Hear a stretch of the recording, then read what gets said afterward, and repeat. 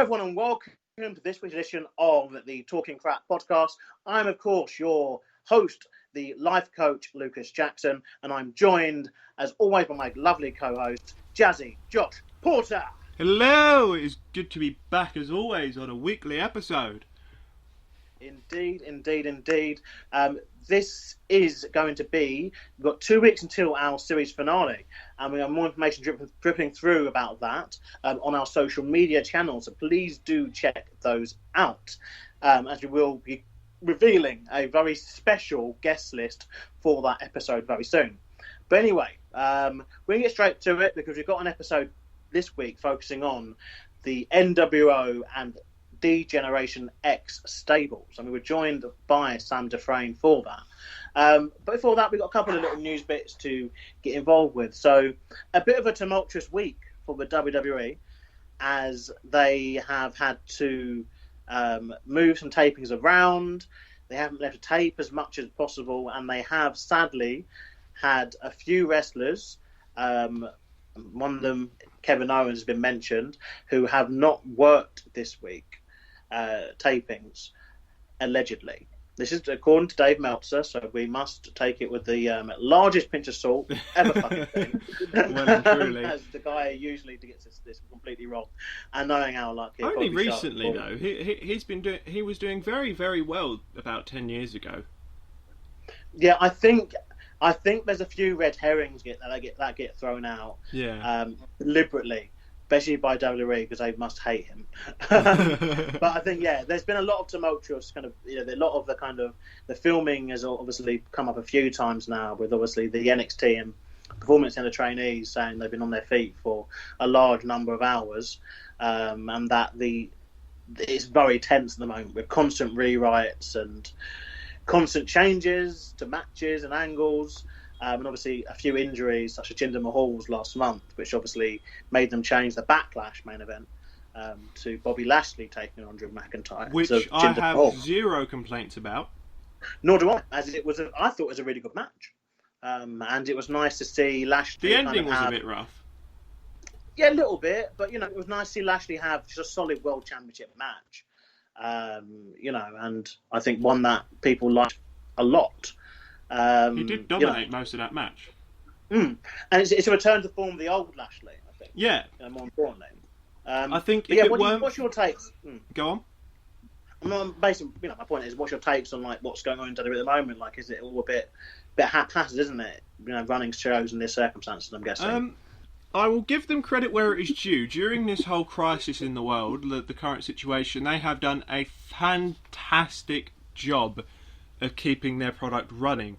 I think it was going to happen at some point, that it was going to kind of go downhill for them at some point or another, but it was something that was going to happen, really. Yeah, I think it's very difficult, and hopefully as time goes on and they start somewhat getting back to a more normal level of business, perhaps looking at smaller crowds in the next few months, perhaps it might be a bit easier, but it's all play by ear by now, and we must take it with a pinch of salt. Next on the agenda, NXT have announced that they're going to have a very special episode on July the 8th, which, is kind of a coincidence, perhaps, not really, that happens to be Night 2 of Fyter Fest. And on the episode, we are going to see an NXT Championship match. And what they've decided to do is, so Adam Cole is obviously the NXT champion, and they've decided his opponent will be determined by a very special triple threat contest between Keith Lee, Finn Balor, and Johnny Gargano. And whoever wins that will then face Adam Cole and they have already confirmed this, it is title for title. So NXT champion versus North American champion at the July 8th episode. So there'll be someone leaving with 2 championship belts. And this, to me, it has to be Keith Lee's moment, surely. There's no other way to book this, in my opinion. Keith Lee winning the championship around July the 4th as well. I know Americans, they get all obsessed with that kind of thing. And obviously Adam Cole has had it over a year. There's no other opponent kind of ready to take it from him. But it does seem obviously that they are wanting to go head to head with AEW and Fyter Fest. What do you think, Josh? I do agree. I think it is Keith Lee's time. He deserves bigger and better things. Obviously, he's had the North American champion quite a few months now, but I would have zero complaints whatsoever if he took that belt off of Cole. Yeah, I think Keith Lee is very beloved, isn't he? I think, and I think he's definitely one that deserves it. And I think this is definitely like a dig, somewhat of a dig at AEW for having it. And I think it does reek of a Vince McMahon to me. Moving it, because I think NXT would usually be kind of happy to do its own thing. Yeah, there are rumours that McMahon has been sniffing around NXT, saying he wasn't happy with the numbers they've lost, but who knows? Well, actually, we will know. If it's a bad show, McMahon was involved. Yeah, potentially. I think, it depends how you define bad. Like, if he gets the ratings, then I guess that it's good. But I don't know. I don't know why they're so obsessed with these ratings. But that's to another time. Maybe not Fighter Fest though. We've got a few matches.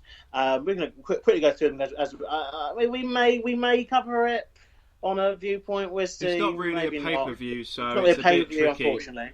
But we'll probably cover it more in detail next week. Yeah. As that's the week after, sorry, when it obviously starts. But yeah, so we've got the World Championship match. John Moxley versus Brian Cage. Score out of 10 then. Josh, how interested are you in this one? Moxley facing Cage. It's accompanied by Taz as well. Is Met an option? Well, that'd be about 6, wouldn't it? I guess 5 or 6 I'll call out it of 10. 5. Yeah, it doesn't happen for me either, to be fair. Then you've got... Don't get me wrong, Cage is fantastic, but I'm still pissed off with him after he stole an opportunity from many, many more deserving people in that casino ladder match. I still hold a grudge. I'm still upset about it. And if he wins, I am going on a hiatus from AEW. Okay, very controversial point there, so we shall see if Nothing what happens. For me then, is it?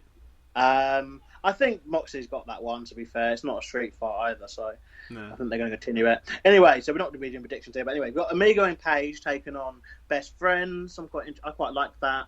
I think Best Friends, they were on TV still, while a lot of the other tag teams obviously couldn't make it, travel arrangements. So I quite like that. You've got Cody taking on Jake Hager. Oh my God, why are we still trying to get Jack Swagger over in 2020? It's not going to work. I loved his theme song in WWE though, like the last theme song he had, but that's about all I liked about him at the time. You've got Hikaru Shida taking on Penelope Ford for the AEW Women's Championship. I think this is quite interesting too, because another person who Kip and Penelope obviously have been on TV still during this time, and so they're getting this kind of title shot. I think I'm getting a kind of Saturday Night's Main Event vibe from this, in a nice possible. Like it feels a bit like it's an in-between, isn't it? It's not quite a pay-per-view, but it is definitely bigger than a normal episode. Do you know what it kind of reminds me of? It kind of reminds me of TNA's one-night-only events, because they weren't quite pay-per-views, but they were special episodes. Yeah, and obviously we'll have more on that on our Impact episode next week. We will. And I think, it is very much like that. And then finally we've got Chris Jericho taking on Orange Cassidy. I think that'll be interesting to see how Chris deals with that. It'll be interesting to see a more serious side from Cassidy as well. Well, yeah, that's what I'm hoping. Jericho, sadly, I've noticed has gone into the idiocy side of things lately. I'm just hoping that you've just made the list. Serious, yeah. I'm hoping we see something a bit more serious. But anyway, fingers that's Fighter Fest, and we'll probably discuss it again next week. If we, as and when we get more new matches, and perhaps on our Facebook page, we can do a short video maybe for predictions or something like that. So before we end the news, I do have a small announcement. Wow, that was a very long answer. A small announcement to make, and that's being that this Monday coming, after this episode has aired, I will be doing a short episodes, highlighting some of our favourite indie promotions from across the globe. So that'll be Jazzy Josh's indie promotion of the week, shall we say. And there will be more to come on that for Monday. Yeah, that's good. So more info, more content. And yeah, so that concludes our news. Okay, so that was the news section. We're now going to move on, and we are talking about two warring factions of the 90s and 2000s, I guess. We're talking about D-Generation X versus the NWO, the New World Order. To help us do this, we have found a guest who is, like me, weathered, I'd say, I guess, a more mature fan of wrestling, an old friend and foe sometimes of mine, inside and out the ring. This is Sam Defrain. Evening, fellas. Evening. So, before we do get talk, yeah, we used to shut up, listen up.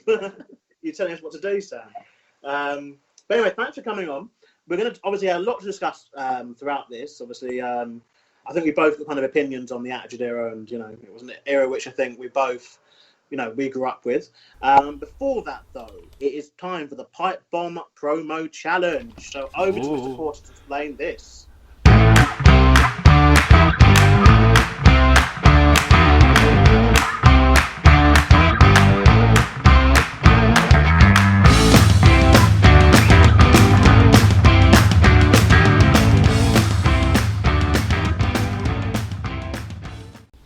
I can't help but notice that we change it around every week. It's either at the beginning or the end.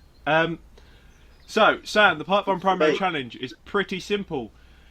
You have 1 minute to give us a promo based on two topics that I give you, one of those being a wrestler and maybe championship with them, and one of them being a show/venue. Do you understand the rules? Yep. Perfect. You'll be scored out of 10 by myself and Lucas, 5 points each. So, that being said, your topics are: you'll be facing Scott Hall on WCW Monday Nitro in the main event for the United States Championship. Your 1 minute starts now. Shut up and listen up, because Defrain is talking here, and he's addressing you, Scott Hall, or Razor Ramon, or whatever the heck your name is this time round. Now, Defrain might be from the United Kingdom, but as we all know, the UK used to own your asses, and that United States title will be around Defrain's waist on Monday Night Nitro. There's not a damn thing that Bischoff or the NWO can do about it. You call yourself the bad guy, or Defrain is going to break you like that little toothpick you keep in your gob. Know what I mean? Ooh. Well, very well done. Thank you very much. You were a little bit short of time by about 15 seconds, but it wasn't majorly off.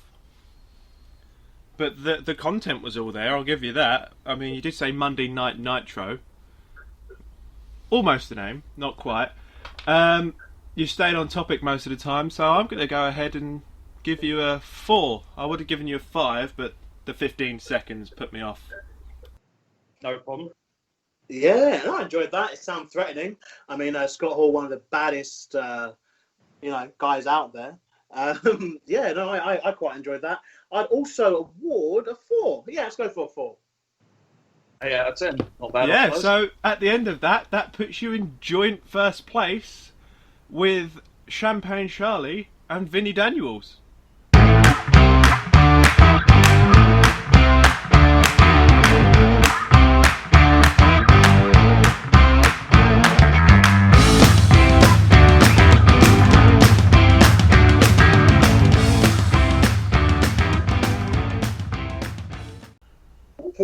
So it's shaping up to be a triple threat promo challenge tiebreaker for the finale, providing no one else gets a 5 out of 5 each. Well, we have a guest next week, Lewis Barrett, and it'll be up to him. If he gets one, then we have to decide what we're doing. But well done, Sam. 8 out of 10. That's good. But right, let's get into the meat and gravy then. So, NWO and DX. So, two of the most iconic stables of all time. And, the formation. This is the first thing we're going to be discussing. So, how they kind of form. So, obviously, NWO formed in 1996 in July, and they had, I'd argue, possibly the best single turn angle in wrestling history, with Hulk Hogan being revealed as a third man, and Hulk Hogan obviously being the babyface of the 80s and the early 90s in the WWF at the time, and then moving over to WCW, and he was struggling a bit throughout 94 and 95 when he first debuted in WCW. He was trying to do the same act again, and people weren't buying it, especially after the steroid trial, I think. But him turning heel, like, I sort of you, Sam, like, obviously, I guess this is probably on the start of, the start of the Monday Night Wars and stuff. Like, was that just a massive thing, Sam? Hogan turning villain? Yeah, it was. I mean, I remember Eric Bischoff. He said in his book that when he saw a New Japan show, that he wanted to form this idea of an invading enemy to the WCW, and then you had the outsiders, Scott Hall and Kevin Nash, and then it was like, well, it had to be another WWF guy, had to be, and Hogan, who was the face, he was on every cereal box, lunch box, he was on Baywatch, he was in movies, everyone knew Hogan as this giant babyface. He was, like I say, what John Cena is today, what Hulk Hogan was in the 80s, and then for him to turn heel, could have gone either way, but it was done in such a way when he turned on Randy Savage. I mean, you see the amount of rubbish people were throwing at them in the ring. They couldn't believe it. I mean, kayfabe was sort of dying a bit with the whole idea that, everyone believed everything that went on. But yeah, I think it shocked a lot of people that day. A lot of people. Yeah, obviously, Porter, I know you're a bit younger than us, but I can imagine, obviously, as you got into wrestling, that would have been one of the first angles or first kind of things perhaps you might have seen. Like, do you think it still has the impact now on modern fans, see it, or has it been overtaken perhaps? I don't think it's been overtaken, but I think in the sense of modern fans, obviously you've got WWE Network, but it's so talked about in wrestling today as one of those big kind of pillars of modern day wrestling and stables in general. Obviously, the Fabulous Freebirds probably being kind of one of the cornerstones of having a stable in wrestling, but I don't think it has as much as an impact as it used to, simply because it's been talked about so much and everyone's heard of it. Yeah, I mean, it is one of those that keeps coming up, but it is just very, very good. Obviously, Sam mentioned The Outsiders. I should have mentioned that in my first thing. It started with The Outsiders, and I think people should really watch that whole kind of story. It kind of evolved over a number of months and built up to this. DX, on the other hand, their build was very slow. It was, it started with an insert of Triple H kind of teaming, and with Rick Rude. Very underrated name in wrestling, I think. He became the bodyguard of Shawn Michaels, and Triple H was obviously with China at the time. I believe he was with China in real life, as they were a couple as well as on this. Yeah. And then their first feud obviously was with the Hart Foundation, and at a time where it was hotter than hell, I guess, to feud with the Harts because of the whole, especially once the screw job situation happened, and that really brought heat. But DX, I think we could probably argue that they didn't have, initially anyway, as big an impact as the NWO did. Member-wise, though, this is where I think we're going to really differ. I've got a couple of things here, but anyway, so DX, obviously, I feel they were a bit more exclusive. They had in total 11 members, and that does include Hornswoggle as a mascot, sadly. Obviously, primarily, they've been a tag team since 2006, Triple H and Shawn Michaels. Whereas the NWO, on the other hand, they did start adding members at an alarming rate. And I'm going to throw it out, first of all. Do you want to have a guess at how many total members there were in the NWO throughout all their incarnations? To start with you, Sam. Oh, flipping hell. Give me a number. Oh, damn. I'm going to take a stab at it. I'm going to say in the 40s mark. Ooh, not bad. Porter, give me a number. There were so many different incarnations of NWO, you forget after a while. I'm going to go number. 49. Oh, we both went in the 40s. 62. Oh, wow. the answer. 62. I win. I was closest. They really, really do vary. I mean, you've got obviously everyone I think thinks of the NWO, and obviously even though they're going into the Hall of Fame, which we are going to discuss in a very weird format of the three core members who everyone knows: Hogan, Hall, and Nash, and X-Pac.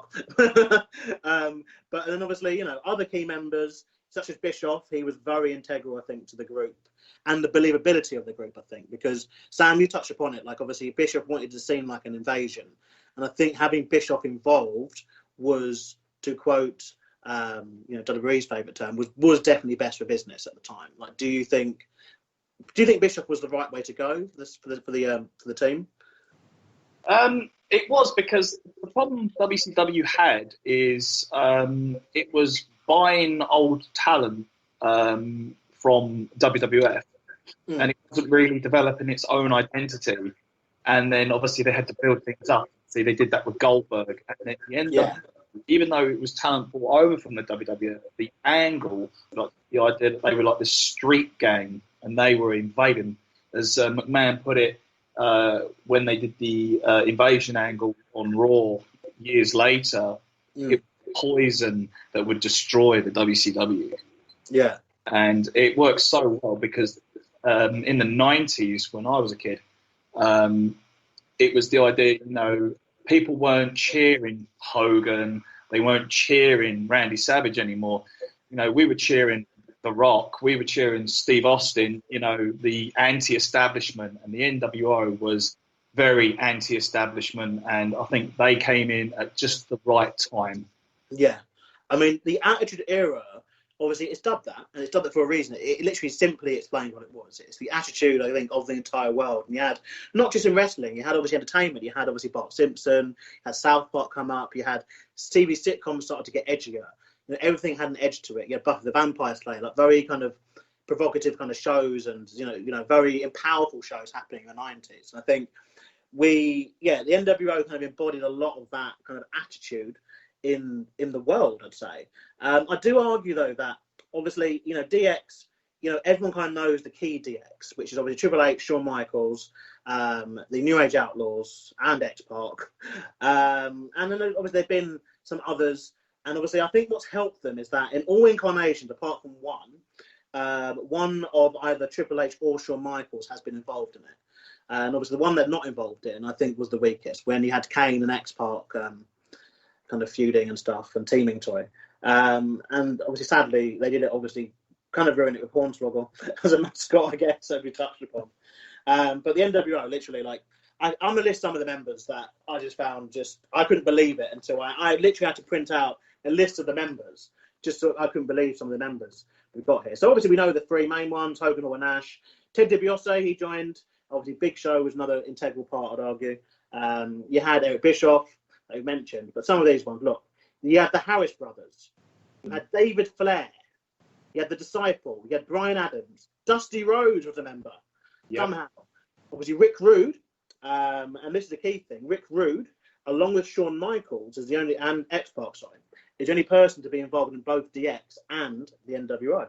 And Shawn Michaels is the only person who's led both factions. Not that I guess he'd want his 2002 version of NWO to kind of go down in his legacy. And that's up there with the Crown Jewel match that he had a couple of years back. Yeah. I mean, what do you think? Do you think that having too many members ruined it in a way? Like, or did the original trio do enough so that we also talking about them today, I guess. But have they done enough to kind of forget that, make us forget that it had weaker incarnations afterwards, Sam? To be honest, I always thought like the three main members, Hall, Nash, and Hogan, they were the NWO. When they started expanding, it worked for a little while because it was the idea they were taking over, and people were fed up with and the one thing that Bischoff was doing a lot of was blurring the line between story and actual backstage politics. Yeah. Like when you had Guerrero chuck the coffee on himself and stuff like that. Yeah. And then also what happened was, because NWO was so successful, you had all these other sort of branches or copycat factions like Blue World Order, the Latino Order, and stuff like that. The angle where they split the NWO in half worked at the beginning, where you had the Wolf Pack and you had NWO Hollywood. But again, that was all just sort of like, who was going to be the main guy? Was it going to be Hogan, or was it going to be the younger, bigger Nash? You know. But then, I mean, we're talking about younger. We are talking about people who I believe Nash is only a couple of years younger than Hogan. I think Nash turned 60 this year. And so we're talking about people who, you know, it wasn't too much. I think something you touched upon there, and I think is very, very key in both these factions, and particularly in DX's second run as a tag team, is the political side of wrestling. And I think saying it there, like Hogan, I think he liked the idea, but I think when he realised that so much talent was actually getting involved with it, he needed to make sure that he was the guy in this. And I think that's where this split came from. That's how I feel anyway. And I think, you know, Nash being involved, you know, and I think, wasn't Nash part of the booking team at one point? I think everyone was part of the booking team in one point in WCW. I think he was. And I think, I just think that there's a lot of politics that kind of weakened the NWO, in my opinion. Porter, coming to you then. So, like, you know, do you know, like, when you think of the NWO, like, you know, are there members that you think of that weren't worthy to be in it, perhaps, or members that you forget were in it, and then when you watch a random episode of Nitro, you see them in it? I don't know if there were if there were some that weren't worthy, but there are definitely some that I looked at and thought, what? Yeah. To be fair, there aren't that many that I've seen, because obviously I've not watched much WCW or WWF or any of the NWO really. I know bits here and there, but Jeff Jarrett is one that comes to mind when I think, why was he there? What? Yeah, I think Jarrett came into it around the time of the WCW reset. And when they were really pushed for ideas, and Jarrett's one of those where I think they always wanted to give him a stable, is how I felt. I think even he wanted to always have a stable. Obviously, he was obviously in the WWF and had a tag team, like a little thing with the roadie and that. And I think they always kind of felt of him as being that kind of person. I mean, obviously, there's been several moments that the teams, both stables, have had. Obviously, DX, I think, are known for their pranks, their hijinks. I mean, you know, I can go on forever with DX, really. Like, they probably produce some of the funniest skits that we've seen in both formations, to be fair. Because I still think that dumping manure on the McMahons was phenomenal. I will hold that segment to such a high regard. I know it's probably one of the worst segments, but I'll hold it such high regard. Like, you know, I'm Sam first, and, like, you know, what are your kind of favourite moments from either stable? It's funny because NWO, obviously the best moment was when you found out who the third guy was, and then they had a couple of moments, like when they took out and they defeated Goldberg with the cattle prod. They spray painted the NWO on the big gold as sort of like, this is the new thing. But DX, like you said, they were, where NWO were the street gang, DX were starting off to be a bit of a gang, but then they became like more of a frat house, and it was their shenanigans, and like when they invaded WCW on the back of a tank, or when they had their little, like, they thought they were like movie stars, and they had like Tori and Stephanie McMahon, and they had the DX party bus, and that got blown up and stuff like that. Or when they were good old-fashioned wrestling stunts, those, isn't it? Those kind of they were really popular. They still are really popular, to be fair. You've got obviously Braun Strowman pushing vehicles over nowadays, but DX, with I think, Miz and Morrison brought that in. I think DX brought that stuff in, though, I guess. Or along with Stone Cold as well. He always was a fan of this kind of style too. I definitely think if DX weren't a thing, you wouldn't have the hijinks that you do now. Like, but even if you did, they would never have lived up to the things that DX did. Like, everything that I see Miz and Morrison do, I think, yeah, that's quite funny, but DX would have did it better. Yeah, I mean, I'd argue that obviously WWE singing from the same hymn sheet. Like, they've been trying the same thing for such a long time, and you can replace those names with other names from the past when they try to do comedy. I think comedy as well. It felt more natural with those guys, I think, and it was happening at a time of their lives. I mean, something which I think gets mentioned quite a lot is obviously so DX obviously had the reunion in 2006. They got back together after a long feud that we got between Triple H and Shawn Michaels, which I believe is probably the longest feud to never have a WrestleMania match. With both of them facing each other at least, directly one-on-one. Sorry, but anyway, we have DX who reunited in 2006 as a tag team, and I think that's when some of the stuff started to kind of wear thin a bit. I think. They were by that time in their late 30s, early 40s, trying out the same stuff from 10 years ago. And it's a very political side. And it might be a phase which you know a bit more about, Porter. Because that would have been was that kind of how your introduction to DX was? You'd say, like, them as a tag team? Yeah, I'd definitely say that was kind of my first noticeable encounter with them, was seeing them as a tag team rather than the massive stable. But as soon as I kind of saw them was the moment I thought, YouTube's a thing, let's go look for them on there. And obviously now you've got the network, which makes it easier. But yeah, for them as a tag team was kind of really the first view of them I had, and it was the best one for me because it was new to me. It wasn't something that had already happened.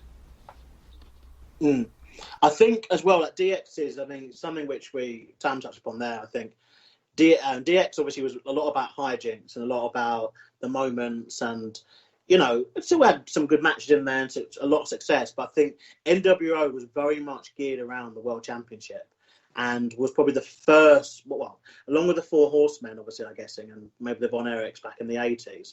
But it was a massive stable in the sense of the World Championship being such an integral part of it.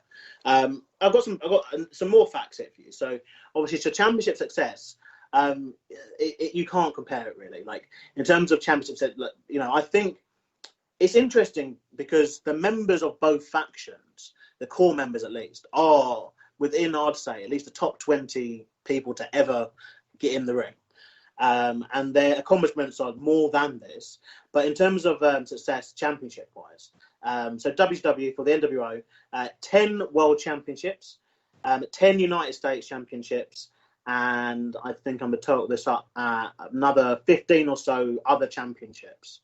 Then you got DX in the WWF, of course, 4 World Championships, 3 by Triple H and 1 by Shawn Michaels, and a variety of European, Intercontinental and hardcore reigns, and then of course 8 tag team championship reigns, most of them for the New Age Outlaws. So it, in my opinion, it's very clear from that the NWO was such an integral part to the World Championship. So my question to both of you really, we'll start with you, Sam, first, is could there be a stable like that again? Like, could there be a stable where you're talking 10 World Championship reigns? Could that happen again over a period? Coming first to you, Sam. It's a difficult one because you've got some really cool factions. Like you had the Bullet Club, you got the Inner Circle and stuff like that. But nowadays, it's a case of, because of the internet and stuff like that, they tend to keep stories a lot shorter. Yeah. Where back in the day when it was all just televised, you could keep factions going for years. And I think that was the problem with the NWO, was that it just went on for too long. Yeah. Whereas DX, they sort of ended it on a high, and then they did their comebacks and stuff like that later on. Maybe a few too many, who's to say. But I don't know. I mean, you could have a faction go on as long as that. But I found that factions tend to be a bit more short-lived nowadays. Obviously, another successful faction, or not so much recent wrestling, but just quite recent, was obviously the Shield. Yeah. And every member of the Shield has been a world champion now. But mainly since then, though, not within the faction. That's the interesting thing here. These reigns for the NWO happen within the faction. Obviously, Hogan won championships outside of it, so did Kevin Nash. So did Scott Hall and X-Pac. And yeah, I think some interesting points there that you said. The main one being that, yeah, stables nowadays do tend to be shorter lived. And there is always they always kind of want to rush that point, then breaking up, it seems. Everything gets put together, just gets split up again. Mm. The same question to you, Paul. Like, do you think a stable like this could exist again?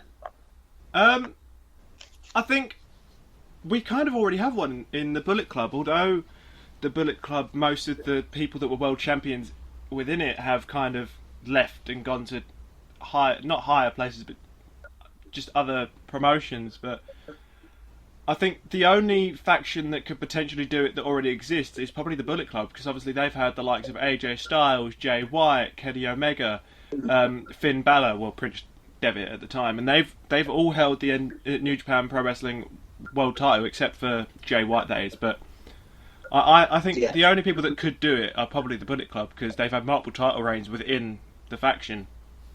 And it has been going for quite some time, hasn't it? Yeah, but they've had multiple. Stories is very different. Yeah, they've had multiple versions as well. Yeah, I mean, I think the Bullet Club I think they have kind of said that it is very much modelled off this model. I think because something as well we touched upon, I think right back someone said about the BWO. I do always think a parody is kind of knowing that you've made it.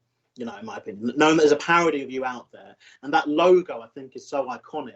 And it lent itself to like Latino World Order and NWO Japan and Mexican World Order. You know, so many different factions. Now you've got the Queer World Order, which is actually a thing.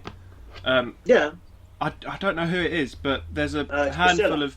Yeah, I thought so. I think there's a handful of people that are looking to maybe spread it within the UK indie scene. But I know that's a thing. So it's still living today. Yeah, it's still... This one. We actually had a wrestler years ago in Dropkicks who used to call himself Ben World Order, and he had Ben Woe t-shirt. Yes. Oh, I've seen that, searching for pictures for the podcast. Indeed. So it's interesting that there's still that impact. I mean, I'd argue that obviously, you know, the NWO core members at least, they've not had the best of time with WWE in the past 15 years, let's say. Obviously, Nash was in and out because of injury. Hogan had his politic situations happening, and then obviously his real world situations. Now, obviously, we're talking about guys in their sick. This is what's scary to me, in talking about this stuff like this. And I say this Sam all the time, when we talk privately, all this shit is over 20 years ago, and then I'm talking about and thinking these guys are fresh, but Triple H is over 50 years old. Shawn Michaels too. X-Pac, I think, is in his late 40s now. We're talking about people who are, middle-aged men now. And so, obviously, DX, I think, obviously, they've enjoyed success in the last 20 years. Obviously, I think everyone would rather we forget about Crown Jewel a couple of years ago. But, definitely between 2006 and 2010, they enjoyed a lot of success, especially with younger fans, finding a new audience. And so I guess they probably are more known to that audience, I'd argue. But in my opinion, I think the NWO kind of were the more impactful at the time.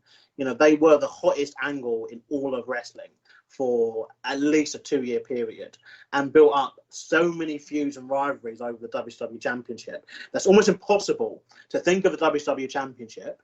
The thing is that the NWO even had pay-per-views named after them. A lot of pay-per-views were called WCW NWO, so it sold out. That was the name of the show, by the way. WCW NWO Super Brawl. And then, they haven't done much. And obviously WWE, I think, didn't help them by bringing them in 2002 and then deciding basically to, within 6 months, to kind of bury them. But I still think that in terms of a 4-year hot streak, you can't get bigger than the NWO, in my opinion. So to wrap this up, to bring it all round, take your case. Let's start with you, Paula. Who do you think is the kind of most iconic faction out of the two?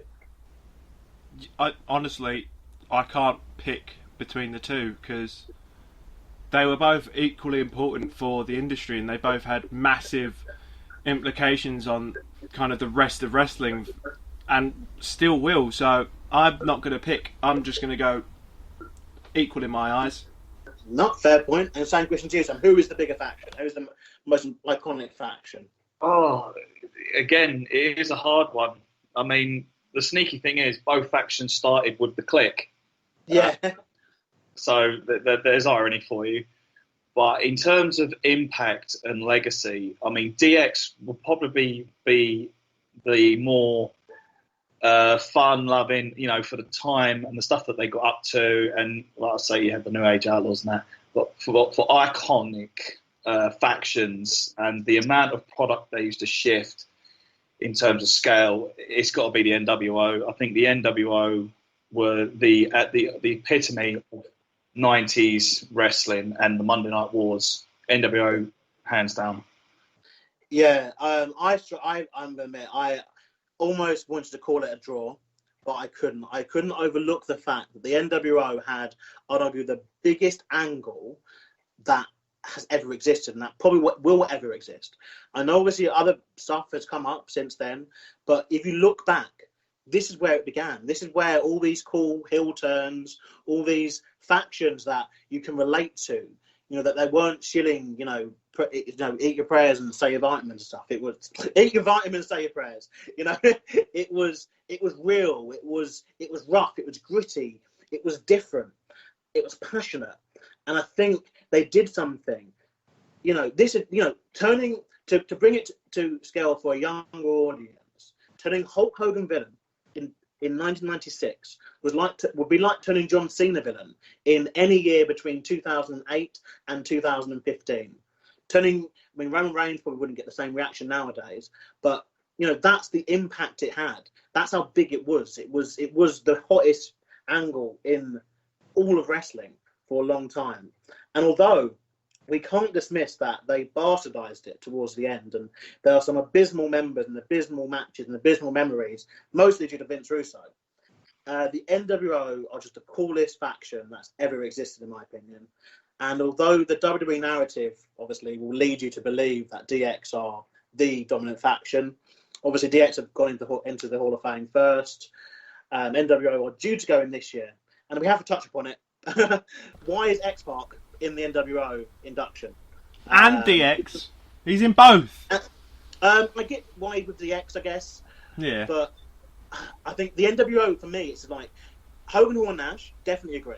And obviously they've all gone in individually at this point too, so that's cool. And I get that. But why the fuck is X-Pac in the NWO induction? It should be Eric Bischoff. And my take on it, they're pissed off because Eric Bischoff was meant to run SmackDown for them last year, and he quit. They left him high and dry, and so they won't put him in the Hall of Fame, as he should rightfully be, in the Hall of Fame, and so they stuck X-Pac in there as a kind of fuck you. Why is X-Pac in there? Is he on his own? Is he on his own in the Hall of Fame yet? Who, X-Pac? No, he's not. He'd be the first person to go in under two stables, two factions, which is an interesting fact, I guess. But is it interesting or weird? I think it's just the fact that he's hanging around them. And what are your thoughts, Sam? I mean, why is X-Pac in there? Well, it depends. Are they going to bring him in as X-Pac, or are they going to bring him in as Six? Which was his I didn't think of that. They call him Sean Waltman, I believe, for the Hall of Fame. So he'd be going in as Sean Waltman. So as part of the NWO, he'd be listed as Sean Waltman. It might be. I could be wrong. From what I remember, when the NWO came to WWE after the Invasion angle, and they were doing like the whole like Rock versus Hogan, I think they sort of brought Waltman in as the next member, and I think he was sort of like the first sort of guy to sort of be the next member. Maybe they just feel that he's earned it or whatever, or could be. Maybe it is a big middle finger to Eric Bischoff. Who knows? Having X-Pac in the Hall of Fame with NWO is like having Hornswoggle in the Hall of Fame with DX. Yeah, I just feel there's other people, Big Show, Sting, Bischoff, that were more integral and more important to that group. Even Ted DiBiase, you want to get real old school and say he was the first member. That wasn't one of the three. The first person to get inducted, to join, sorry. I think it's a very weird, and they do this all the time with groups and stables, because they fall out of people, or they decide to forget people exist. And I do think personally that X-Pac deserves to be in the Hall of Fame as a singles wrestler, because in terms of a cruiserweight, he is a very underrated cruiserweight, and he's done a lot for the business over the years. And I guess the reason why I won't put him in solely is because of his, colourful past, let's say. Colourful past. That's it for you. But there we go. I think, we kind of, obviously, I know, Porter, you're a younger fan, so, you couldn't perhaps choose as much as perhaps you wanted to. And look, there will be people that will think DX are more important. And it's fucking hard because, in my opinion, you're talking about people, like I said, bona fide Hall of Famers. Triple H, Shawn Michaels, Hulk Hogan, Kevin Nash, Scott Hall, Randy Savage, you name it. The list is endless with the amount of talent that was involved in both of these. And that's what I think is key here. There were just some of the best workers of all time. And we look forward to in the NWO eventually going in the Hall of Fame where they do belong. And obviously after the situation, the world sorts itself out, that will happen. And I hope that they get a fantastic welcome into the Hall of Fame. And I know Kevin Nash did retire earlier this year, and Hogan, while he's hoping for one more match, I'm hoping that the door is firmly closed for that, so we don't need to see anything more of that. But anyway, thank you, Sam, for joining us for discussing some wrestling. Next week, we're going to be joined by the heavyweight Lewis Barrett, and we shall be discussing Impact Wrestling. Are they ready to make a final impact again? And don't forget, we have new videos on the channel every single week. And we are in 2 weeks' time going to have our season finale. But don't worry, it won't be off for too long. And that'll be a very special episode with some live elements to it.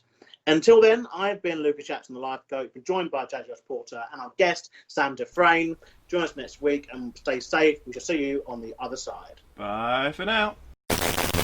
This has been a Talking Crap podcast. Don't forget to like, share and subscribe. Comment down below your thoughts on recent episodes, and while you're here, why not check out the Science Behind Stupid YouTube channel. And don't forget to hit that bell to keep up to date with all our recent episodes.